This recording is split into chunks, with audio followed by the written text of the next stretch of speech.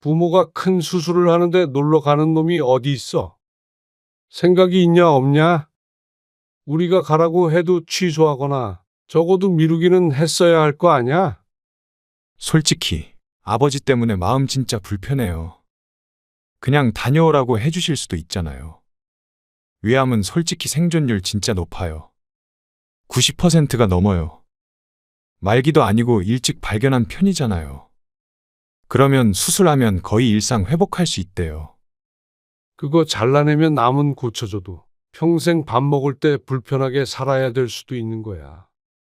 아, 알아요. 알죠. 근데 제가 여행 안 간다고 수술이 더 잘 되는 건 아니잖아요. 네 엄마 무서워서 맨날 조용히 운다. 잠도 계속 설치고 말이야. 너희 얼굴 못 보게 될까봐 무섭다고 하는 사람이야. 근데 자식이란 놈이 어떻게 그렇게 매정하게 말하냐. 여행 그까짓 거 언제든지 갈 수 있는데 좀 미루면 안 되는 거냐? 아니, 국내 여행이면 그렇게 했죠. 엄마한테는 제가 잘 말씀드렸어요. 오늘 이야기 속 주인공은 63세 강경찬 씨입니다. 그리고 그녀의 아내와 아들 며느리에 관한 이야기이죠. 강 씨의 아내는 위암 진단을 받았습니다. 말년에 행복하게 오순도순 살자 대화를 나누었던 것이 무색하게 강 씨 부부는 큰 시련을 맞게 되었습니다. 아무리 희망적인 얘기를 들어도 불안했고 웃으며 TV를 보다가도 순간 부부는 말이 없어졌습니다. 자신과는 다르게 건강한 음식을 좋아하던 아내였는데 왜 하필 아내가 암에 걸린지 몰랐습니다. 강 씨는 아내 앞에선 의연한 척했지만 뒤에선 남몰래 눈물을 훔친 적도 있었습니다. 하지만 자식의 마음은 다른 듯 했습니다. 부모가 암에 걸려도 일이 먼저였고 수술을 한다고 해도 미리 예약해 놓은 여행이 먼저였습니다. 아무리 말기가 아니라지만 어떻게 이렇게 무신경할 수가 있는지 몰랐죠. 결혼하면 자식과도 멀어진다는 소리는 들었지만 그 이전에 아들 며느리의 인성마저 의심이 됐습니다. 하지만 그렇게 키운 장본인도 강씨 부부이기에 내가 뿌린 씨는 내가 거두기로 다짐했습니다. 강씨 부부는 자식이 아들 하나였습니다. 워낙 먹고 살기 힘들었던 어린 시절을 보냈고 많은 형제들 틈에 치이며 살아서 그런지 둘 이상 낳을 생각은 해본 적도 없었습니다. 그런 외동아들을 결혼시킨 것은 몇 년 되었습니다. 이제는 손주도 있는 할아버지가 되었죠. 돈 벌고 자식 키우고 숨가쁘게 살아온 세월을 지나 퇴직을 했습니다. 그래서 아내와 함께 좋은 것 보고 맛있는 거 먹으러 다니며 그렇게 노후를 보낸 지는 불과 1, 2년 정도밖에 되지 않았습니다. 그리고 마음 놓고 펑펑 놀며 살지도 못했죠. 나 출근해. 오늘 좀 일찍 퇴근할 거야. 3시. 맞아. 알았어. 나는 5시쯤 집에 올 거야. 아내는 100세 시대에 우리가 60대이니 앞으로 살아갈 날이 너무 길다고 했습니다. 그래서 나름대로 노후 준비를 했음에도 불구하고 여전히 지인의 커피숍에 출근해서 일을 도와주고 있었습니다. 좀 편히 살았으면 하는 마음도 있었지만 강 씨 또한 퇴직 전부터 준비했던 부동산 투자 일을 조금씩 하고 있었습니다. 수빈이 이번에 재롱잔치 하는 거 영상 봤어? 아니? 안 보내주던데. 이것 봐. 우리 손주밖에 안 보이네. 저녁에 집에서 식사를 하다가 아내가 휴대폰을 켜서 손주의 동영상을 보여줬습니다. 귀엽네. 강 씨 부부는 밥 먹다 말고 흐뭇하게 손주가 춤을 추는 것을 지켜보았습니다. 오랜만에 우리 수빈이 보고 싶네. 요즘도 애들 많이 바쁘대. 연락해봤어? 그저께 통화했는데 한번 오라고 했더니 바쁘다네. 걔들이 안 바쁜 때가 있었나? 아들은 결혼 후에 통 얼굴을 보기가 힘들었습니다. 손주 수빈이 아기일 때는 저녁 시간에 강 씨의 집에 맡기곤 했는데 어느 정도 크고 나자 명절이나 어버이날 등이 아니면 일상적인 때에는 만나기가 어려웠죠. 특히나 아이와 있는 시간이 많았던 아내는 그렇게 손주가 애틋한 모양이었습니다.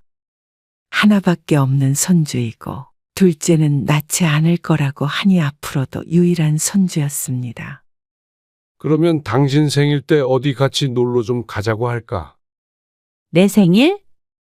어디? 그건 진성이랑 얘기를 해봐야지. 어디 보자. 강 씨가 달력을 보니 아쉽게도 생일은 수요일이었습니다. 평일이네. 애들 출근해야 되니까. 그 전주나 그 다음 주 주말에 가자. 토요일에 갔다가 일요일에 오면 되지. 그럴까? 내일 전화해 봐야겠네. 미리 말을 해놔야 시간을 빼놓겠지. 아내는 무척 들떠 보였습니다. 몇 번이고 손주 영상을 돌려보고 사진첩에서 사진도 보며 웃었습니다. 그런데 다음날 아들에게 전화해서 물어보니 난감한 기색을 보였습니다. 요즘 회사 일이 바빠서 주말에 멀리 갔다 오는 건 좀 부담스러워요. 전 토요일에 출근할 때도 있고 그래서 네 엄마 생일쯤에도 바빠? 생신이 날짜가 엄마 생일도 몰라. 다음 달 28일이잖아. 그러자 아들은 여행까지는 안 될 것 같다고 대답했습니다. 강 씨보다도 아내가 몹시 실망했습니다. 그래서 강 씨가 아들에게 다시 연락해서 그러면 당일에 밥이나 한 끼 같이 먹자고 했습니다. 하지만 그마저도 바쁘다는 이유로 곤란하다고 했습니다. 아직 한참 남았는데도 말이죠. 당일에는 좀 그렇고요. 평일이잖아요. 저희가 시간 내서 주말에 갈게요. 그래. 알았다. 이렇게까지 말했는데 안 된다고 하는 걸 보니 오죽 바쁜가 싶었습니다. 그래서 강 씨는 미련을 바렸습니다. 애들이 너무 바쁘대. 시간 내기가 힘든가 보더라고. 그래? 어쩔 수 없지. 그날은 우리끼리 맛있는 거 먹으러 가고, 나중에 애들 오면 또 좋은 데서 식사하고 그러자. 서운해하지 마라. 알았어. 안 서운해. 그런데 얼마 뒤에 아들네가 해외여행을 가기로 되어 있다는 소식을 듣게 되었습니다. 아내의 생일이 지나고 얼마 안 있어서였습니다. 미리 계획을 했던 모양이었지만 내심 서운한 기분은 들었습니다.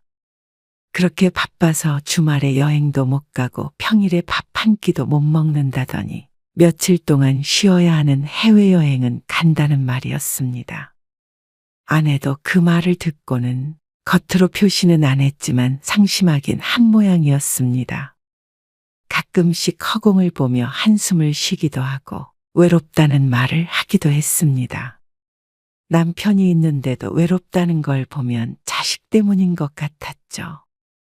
그러던 어느 날이었습니다. 밥 먹어요. 나 혼자 먹어? 아내가 불러 부엌에 갔더니 밥이 하나밖에 없었습니다. 강 씨가 의아하게 묻자 아내가 배를 손으로 문지르며 말했습니다. 나는 소화가 잘 안 되는 것 같아서. 아침에 별거 안 먹었잖아. 근데 어젯밤에 먹은 것 때문인가? 얹힌 것 같은 기분이라 별로 안 먹고 싶네. 약은 먹었어? 소화제 먹었지? 그래도 조금이라도 먹어봐. 아예 아무것도 안 먹으면 배고파서 어떡해. 물 말아서 조금 먹을까? 그래. 그렇게 아내는 간단하게 점심 식사를 했습니다. 반찬도 이것저것 먹지 않았죠. 그런데 오후에 아내는 배를 부여잡고 있었습니다. 아니, 배가 그렇게 아파? 그러네. 진통제도 먹어봐. 강 씨가 찬장에서 약을 꺼내서 주며 말했습니다. 아니, 그러지 말고 병원에 가보자. 무슨 병원이야? 약 먹고 좀 쉬면 되겠지? 위험이면 진통제로 안 돼. 그건 아닌 것 같아. 뭐 먹고 얹힌 것 같아? 그런데 그 뒤로도 아내는 종종 식사를 하면 배를 움켜잡곤 했습니다. 그래서 결국 며칠 뒤에 아내를 끌고 병원에 갔죠. 아무튼 그 고집 때문에 고생만 했잖아. 어차피 올 병원인데 진작 왔으면 덜 아팠지. 금방 나을 줄 알았지 뭐. 위험이나 위궤양일 거라고 생각하고 다소 가벼운 마음으로 내시경을 했습니다. 그런데 내시경 결과 암일 가능성이 있다고 조심스레 말하는 의사의 말에 머리가 고장난 듯 생각을 이어갈 수가 없었습니다. 아내를 보니 놀란 얼굴을 하다 갑자기 눈시울이 붉어졌습니다. 겁에 질린 것이 눈에 훤히 보였죠. 의사 선생님, 뭐가 잘못된 것 같은데요. 저희 아내가 평소에 고기 이런 것도 잘 안 먹어요. 나물 좋아하고요. 아직 확실한 건 아니고요. 조직 검사를 해봐야 해요. 아닐 가능성도 충분히 있습니다. 그 말에도 강 씨 부부는 안심할 수 없었습니다. 조직 검사를 한다는 것 자체가 문제가 있다는 말이었으니 말이죠. 그런데도 강 씨는 의연해야 했습니다. 아내의 상태를 보니 곧 땅굴이라도 파고 들어갈 것처럼 절망에 차 있었습니다. 위궤양 같은 거겠지. 당신이 무슨 암이야? 그리고 의사도 혹시나 해서 검사해보는 거라고 했잖아. 강 씨는 조직 검사 결과를 기다리며 아내를 달랬습니다. 그 시간이 길지 않았지만 강 씨 부부는 유달리 시간이 천천히 흐르는 것 같았고 불안과 고통 속에서 지내야 했죠. 아내는 이미 암에 걸린 것처럼 가끔 눈물을 비추기도 했습니다. 아내는 속이 좀 안 좋은 걸 제외하고는 다른 증상이 없었습니다. 강 씨는 밤마다 누워서 휴대폰으로 위암에 대해 검색을 해보았습니다. 근데 발견하기 전까지 별다른 증상이 없는 것은 대부분 그런 듯 했습니다. 그리고 아내가 없을 때 지인에게 전화해서 이것저것 물어보기도 했습니다. 아내가 암이 아닐 거라는 희망을 갖고 싶어서였는데 결국 얼마 뒤에 아내는 위암 진단을 받았습니다. 강 씨는 낙담했지만 그래도 그 안에 희망은 있었습니다. 수술도 할 수 있고 진행이 많이 되지 않은 것으로 여겨진다고 했습니다. 내시경상 전이되었을 가능성도 낮다고 했죠. 위는 일부 절제해야 하겠지만 완치율이 높다고 했습니다. 그 외에도 눈물을 흘리는 아내에게 의사는 좋은 얘기를 많이 해줬습니다. 강 씨는 혹시 몰라 의사가 하는 말을 휴대폰으로 전부 녹음해 두었습니다. 친절한 의사를 만나서 참 다행이라고 생각했죠. 강 씨는 남몰래 가슴을 쓸어내렸습니다. 그래도 속이 안 좋았을 때 병원에 와본 게 불행 중 다행이었습니다. 만약 계속 소화제만 먹고 버텼다가 더 늦게 발견됐다면 어땠을까 떠올리자 아찔했습니다. 천만다행이야, 여보. 내가 알아보니까 의사 선생님 말씀처럼 완치율이 엄청 높다고 그러더라고. 우리나라가 위암 진짜 잘 고친대. 수술하다가 잘못되면? 그럴 리가 있어. 그럴 리가 왜 없어. 왜 안 좋게 생각해? 우리보다 의사 선생님이 더 잘하시지. 괜찮을 거라고 그러셨잖아. 그건 그렇지만 자, 이거 다시 들어봐. 강 씨는 집에 와서도 의사가 한 말을 녹음했던 걸 다시 들려줬습니다. 마음을 추스른 상태에서 들으니 그래도 아내의 기분이 좀 풀리는 듯 했습니다. 강 씨는 쉬지 않고 아내에게 떠들었습니다. 내 친구 형섭이 있지? 얼마 전에 통화했는데.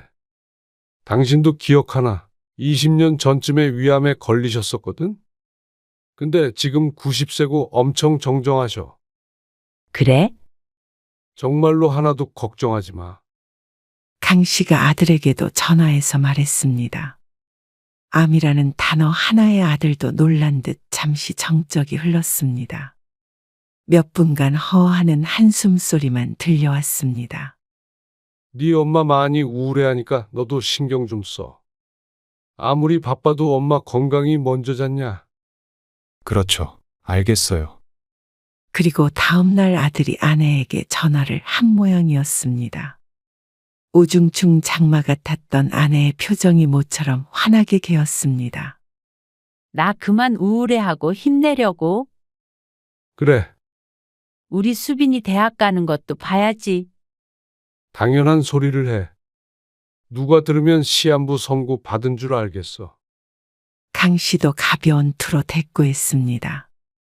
그리고 그날 이후로 아내는 하던 일을 잠시 쉬기로 했습니다. 계속해서 일을 하겠다는 아내를 말리며 당연히 그만두어야 된다고 생각했다가 강 씨는 생각을 고쳐먹었습니다. 어차피 완치가 될 건데 일상을 바꾸는 것보다는 평소와 같은 게 아내에게도 좋다고 생각했습니다. 그렇지만 마음은 좋지 않았습니다. 곧 죽을까봐 그렇게 슬퍼하고 무서워하면서도 여전히 돈을 벌려고 한다는 게 말이죠. 늘 하는 소리가 나중에 자식에게 부담 안 주려면 더 벌어야 한다. 들 하나 있는데 내가 많이 벌면 다 아들 거다. 이 소리를 입에 달고 살던 아내였습니다. 그러니 더 짠할 수밖에 없었습니다. 수빈이 엄마도 알고 있겠지? 나 암 걸린 거? 알겠지? 왜? 아니야. 그러고 보니 며느리에게서 전화가 왔다는 소리가 없었습니다. 통화를 했다면 진작에 강 씨에도 말을 했을 텐데 말이죠. 강 씨는 혀를 찼습니다. 아내는 아니라고는 했지만 내심 섭섭한 눈치였습니다. 당연했습니다. 경사에는 연락이 없어도 적어도 시모가 암에 걸렸다면 전화해서 안부를 물어야 하는 것이 당연했습니다. 강 씨도 며느리에게 서운했고 아들에게도 섭섭하긴 마찬가지였습니다. 그리고 얼마 뒤 CT 결과가 나오고 다행스럽게도 빠르게 수술 날짜가 잡혔습니다. 운이 좋았죠. 그래서 강 씨가 아들에게 전화해서 날짜를 일러주었습니다. 위 조금 잘라내야 된대. 그나마 빨리 발견해서 다행이네요. 그렇다니까. 아무튼 날짜 잘 적어놔. 네. 알겠어요. 전화를 끊고 나서 생각해 보니 수술하는 날의 본래라면 아들이 해외에 있을 때였습니다.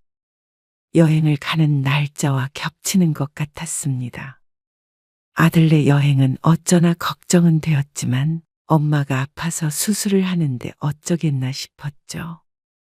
그리고 얼마 뒤 아내의 생일이었습니다. 혹시나 했지만 아들은 오지 않았습니다. 암 선고를 받고 아들만 한번 강 씨의 집에 와서 밥을 먹고 갔고 그 뒤로는 깜깜무소식이었습니다. 그런데 진작부터 바쁘다고 했었고 못 온다는 건 알고 있었으니 따로 연락은 하지 않았습니다. 강 씨는 괜찮았습니다. 다만 아내가 걱정될 따름이었죠. 자식도 있고 며느리 손주 다 있는데 생일이 좀 고요하네. 그러니까 어디 여행이라도 가자니까. 여행은 무슨, 몸도 안 좋은데 그냥 집에 있는 게 나아. 곧 수술을 앞두었기 때문에 아내는 대부분 집에서 건강 관리를 하며 시간을 보냈습니다. 그래서 생일에도 강 씨와 둘이 조촐하게 보내기로 했죠. 하지만 자식이 자꾸만 눈에 밟히는 것 같았습니다. 바쁜지 아침에 아들에게서 전화가 없어서 강 씨가 귀띔을 해준 뒤에야 아내가 생일 축하 연락을 받을 수 있었죠. 자꾸만 아들 보고 싶다, 손자 보고 싶다 하는 통에 강 씨는 한숨을 쉬었습니다. 곧 수술을 한다고 생각하니 아내가 생각이 많은 것 같았습니다. 그럴 일 없다고 하는데도 자꾸 수술하다 못 깨어나면 어쩌나 하는 생각도 하곤 했습니다.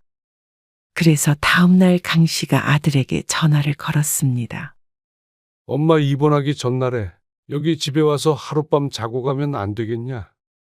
입원하기 전날이요? 그래. 아무래도 엄마가 많이 불안한 모양이야. 그러자 아들이 당황스러워했습니다. 아, 근데 수술 이틀 전 오후 비행기예요. 비행기? 네, 저번에 말씀드렸잖아요.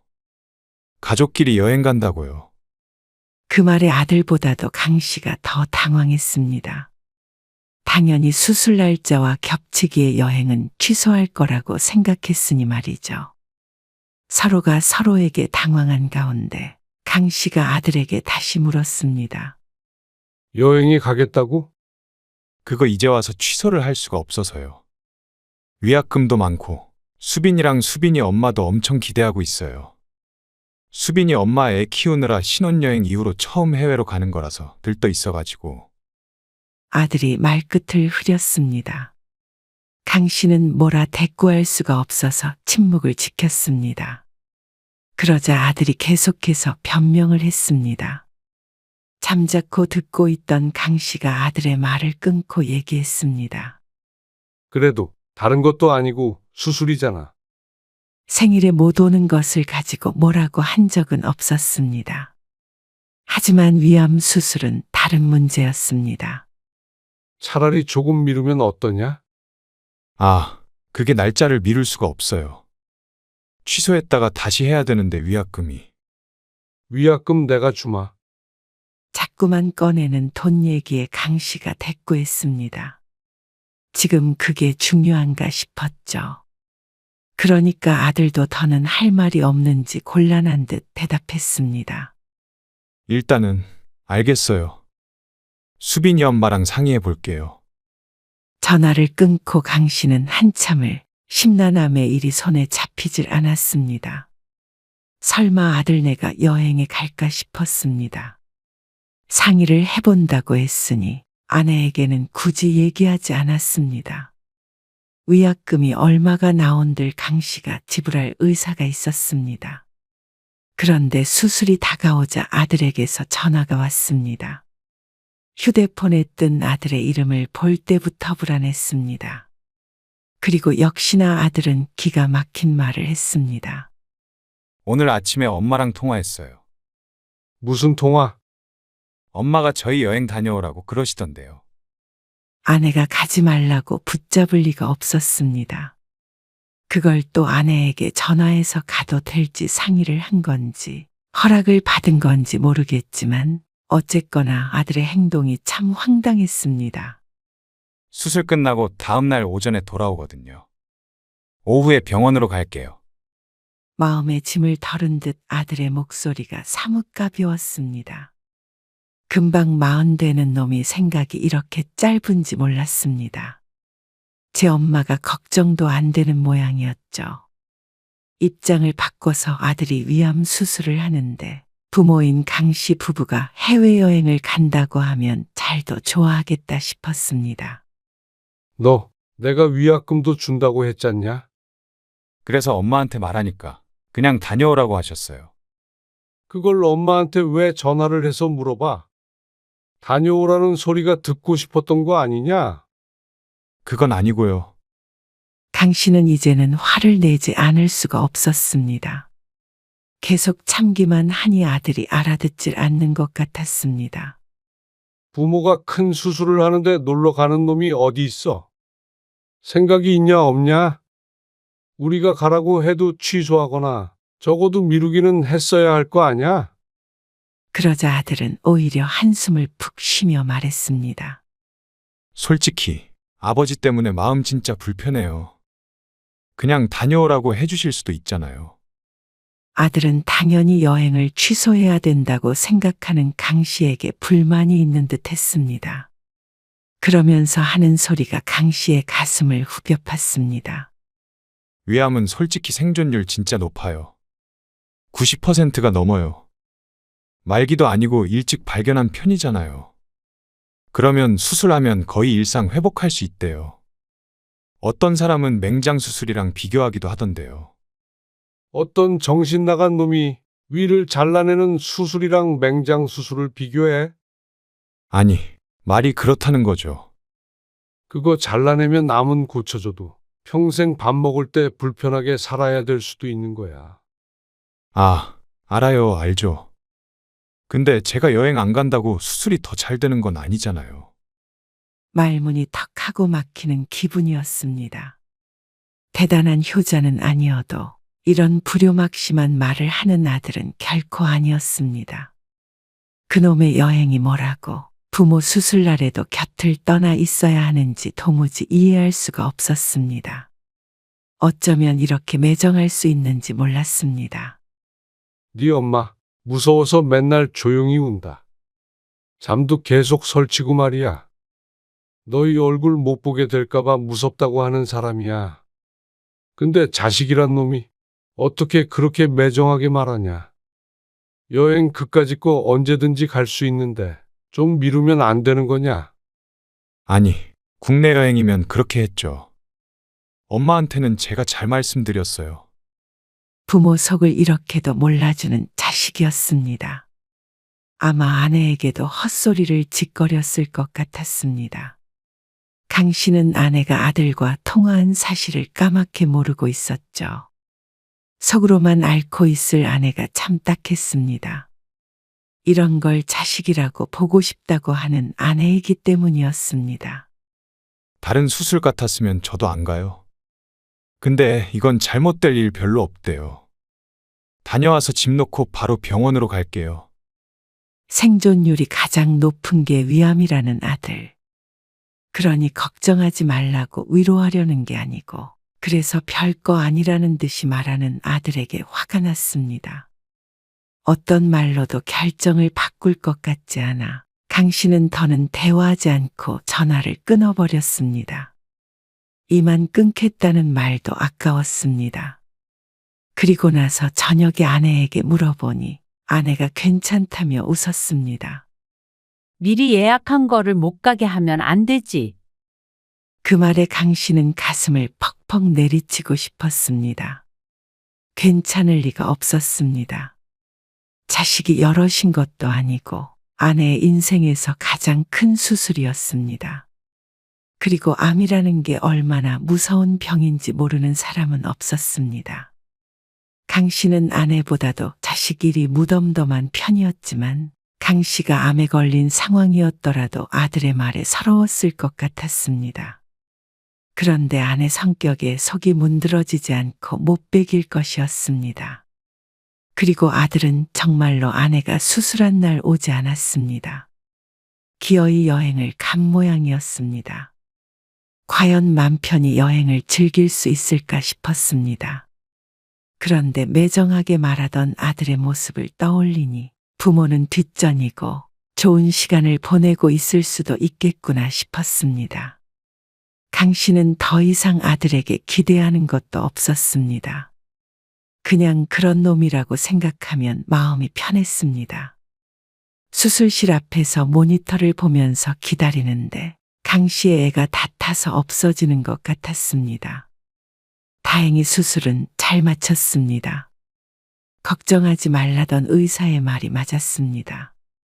그리고 수술이 끝난 다음 날 아들이 며느리와 함께 찾아왔습니다. 피곤한 기색이 역력했습니다. 강 씨는 그 얼굴들이 보고 싶지 않아서 병실에서 나가 있었습니다.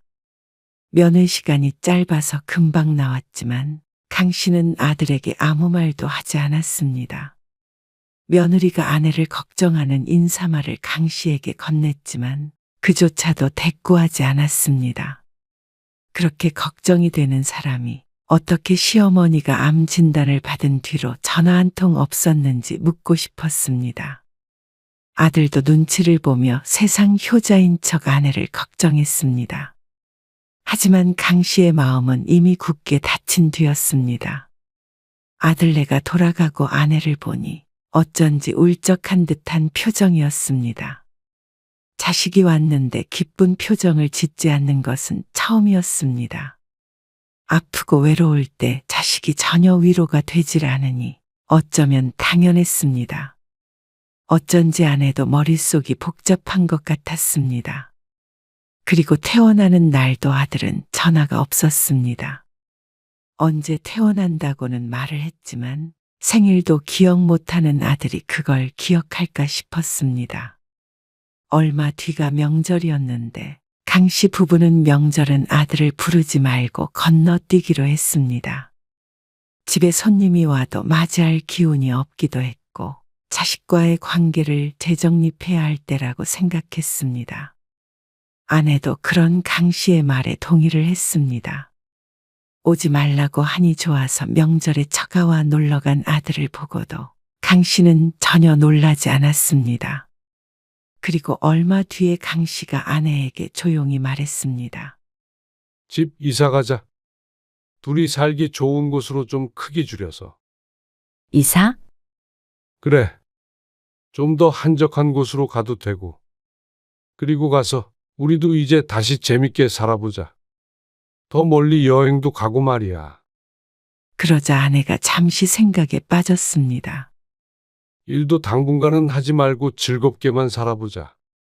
우리도 이 나이에 일을 더 하려는 게 그놈 물려줄 생각을 해서 그렇지. 안 그러면 얼마든지 더 쓰면서 살 수 있잖아. 그러려고 평생 모았잖아. 그러자 아내가 조용히 고개를 끄덕였습니다. 큰일을 겪으니 달리 생각하게 되는 모양이었습니다. 아마도 자식에 대한 실망감이 컸을 것이라고 생각했습니다. 당신이 진성이 주자고 했던 시골 땅은 그냥 팔아버려. 어차피 더 받자 오르지도 않을 건데. 그리고 집 줄이고 이제 좀 쓰면서 살아보자. 그래도 월세 들어오는 거 좀 있으니까 살만하잖아. 그리고 그러다가 질리면 뭐 둘이 카페라도 차려서 오붓하게 지내면 되지. 그 말에 아내가 설픈 미소 지었습니다. 집 내놓을게. 알았어. 그리고 둘 중에 하나 죽으면 부동산은 전부 처분해서 살자. 그리고 남은 사람은 그 돈 다 쓰고 죽는 거야. 그 말에 아내는 잠깐 놀란 표정을 지었다가 또다시 고개를 끄덕였습니다. 자식에 관해서는 오랜만에 생각이 일치한 순간이었습니다. 강 씨는 남은 재산 중 한 푼도 아들에게 주고 싶은 마음이 없어졌습니다. 비록 어마어마한 돈은 아니겠지만 그래도 아들에게는 큰 밑거름이 될 수 있는 금액이었습니다. 강 씨 부부도 그렇고 아들도 막연히 당연히 하나밖에 없는 자식에게 갈 거라고 생각하고 살았는데 다른 선택지도 있다는 걸 보여주게 되었습니다. 그리고 그 소식을 들은 아들은 크게 놀랐습니다. 이사를 왜 가세요? 멀리 가시게요? 그냥 인생 좀 즐기면서 살려고 그러지. 그러면서 아내와 했던 얘기를 슬쩍 말하자 아들이 언성을 조금 높였습니다. 아무래도 기분이 상한 것 같았습니다. 혹시 엄마 수술할 때 여행 가서 지금도 그것 때문에 언짢으신 거예요? 수술 잘 됐잖아요. 엄마도 지금 건강하시고요. 말도 안 되는 소리였습니다. 어떻게 수술이 잘 됐다고 끝이라고 생각하는지 몰랐습니다. 이렇게 관심이 없으니 더 이상은 대화를 이어갈 의미가 없었습니다. 앞으로는 너도 너희 인생 살아. 우리도 우리 인생 살게. 그래서 결국 저한테 유산을 안 주시겠다고 말씀하시는 거잖아요. 이럴 때는 아주 잘 알아듣는 아들이 우스웠습니다. 아들은 그 말이 실감이 나지 않았는지 자신도 속상하고 서운하다고 하며 전화를 끊었습니다. 그런데 강 씨 부부가 집을 팔고 이사를 가고 땅도 팔았다고 하자 그제서야 실감한 듯 했습니다. 그러고서는 몇 달 뒤에 며느리와 손주까지 데리고 찾아왔습니다. 암 환자에게 좋은 음식이라며 뭘 바리바리 싸들고 왔는데 강 씨는 냉큼 받았습니다. 잘 먹이마. 이만 가봐라. 그러고는 거실에도 들이지 않고 쫓아버렸습니다. 암 환자에게 좋은 음식이라고 하니 거절할 이유가 없었습니다. 그리고 키워준 세월이 있고 결혼할 때 준 것도 많으니 이 정도는 받아도 할 말이 없을 것이었습니다. 그러자 아들은 망연자실한 눈빛으로 강 씨를 바라보았습니다. 며느리도 단단히 놀란 것 같았습니다. 뒤늦게 아들이 아내에게 사과를 했지만 이미 아내도 마음이 돌아선 뒤였습니다. 아플 때 인간관계가 정리가 된다고 하더니 거기에는 부모 자식 간의 관계도 포함이 되는 것 같았습니다. 강 씨 부부는 아들과의 관계를 다시 생각해 보게 되었습니다. 내리사랑이라는 말이 있지만 언제까지 그렇게 살고 싶지 않았습니다. 남은 인생 사랑만 내려주다 끝내고 싶지 않았습니다. 강 씨 부부는 이제는 건강관리 잘하며 본인들을 위한 삶을 살기로 했습니다. 아무리 보고 싶다고 해도 비싼 얼굴 잘 보여주지도 않는 자식은 이제 뒤로 하기로 했죠. 그리고 아들도 언젠가는 이 기분을 느끼지 않을까 생각했습니다.